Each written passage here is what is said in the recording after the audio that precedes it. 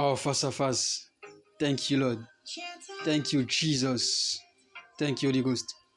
J'aimerais débuter quelque chose de très intéressant avec toi intitulé « Le mariage n'est pas un nuage rose ».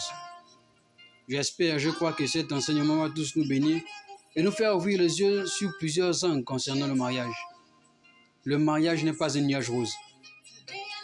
Vous savez, notre interprétation d'une chose dépend de la définition que nous avons de la chose.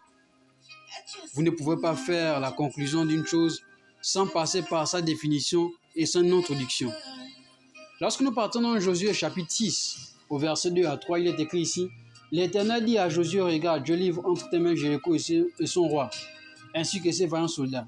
Faites le tour de la ville, vous tous les hommes de guerre. Faites une fois le tour de la ville. Tu agiras ainsi pendant 6 jours. » Nous avons ici Dieu qui donne une direction claire et précise à Josué.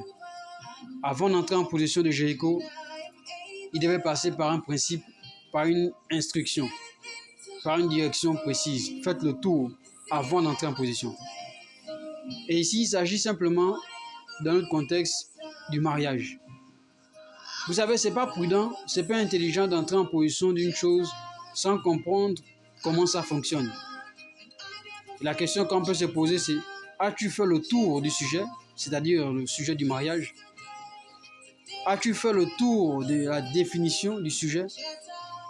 Savons-nous vraiment tout ce que cela implique? Lorsque nous prenons le cas de la France, nous allons tous constater qu'en France, c'est 130 000 divorces par an.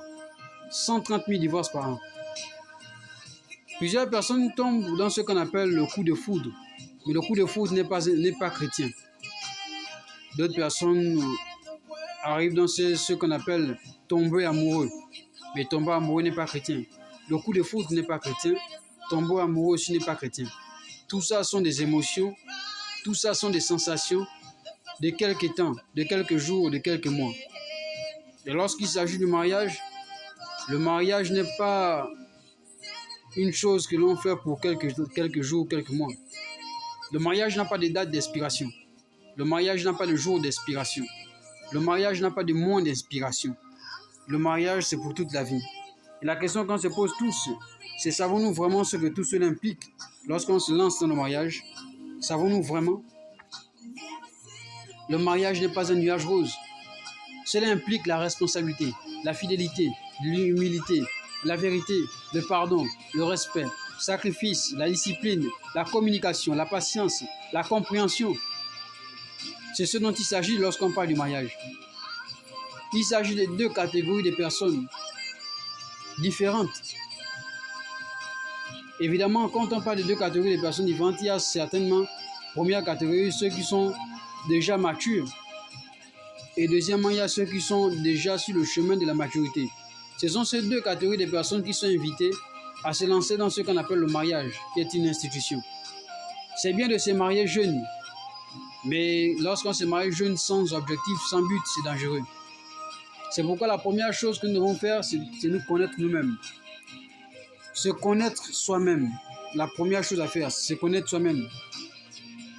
Connaître son but, connaître son rêve, connaître sa vision, connaître son appel, connaître ses forces, connaître ses faiblesses. Es-tu patient avec toi-même? Te respectes-tu toi-même? Te pardonnes-tu toi-même? La raison pour laquelle nous disons, c'est parce que quelqu'un qui ne s'aime pas elle-même ne peut pas aimer une autre personne. Parce qu'on ne donne que ce qu'on a. Aimes-tu le reproche? Aimes-tu les remarques?